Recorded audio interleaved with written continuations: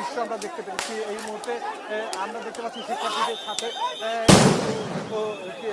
এই শিক্ষার্থীকে বাধ্য করছে যারা শিক্ষার্থী ঢুকে পড়েছে তাদেরকে বের করে নেওয়ার জন্য। কারণ আমরা দেখেছি সচিবালয়ের ভেতরে সচিব থেকে শুরু করে বিভিন্ন ধরনের গুরুত্বপূর্ণ যারা কর্মকর্তা রয়েছেন তারা আটকে পড়ে আছেন এবং তাদেরকে পরবর্তীতে শিক্ষার্থীদের সরিয়ে দেওয়ার পরে তারা বের হয়েছেন এক এক করে। পেছনের দরজা দিয়ে কেউ বের হয়েছেন, কেউ সামনের দরজা দিয়ে বের হয়েছেন।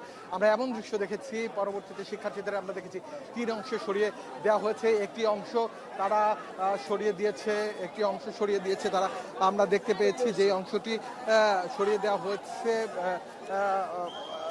ইসের দিকে। আবার দেখতে পাচ্ছি আরেকটি শিক্ষার্থী সামনে চলে এসছে এবং সে কোনোভাবেই তারা বাঁধতে চাচ্ছে না এবং তারা করতে চাচ্ছে। আইন শৃঙ্খলা রক্ষাকারী বাহিনী এই শিক্ষার্থীকে মারধর করছে।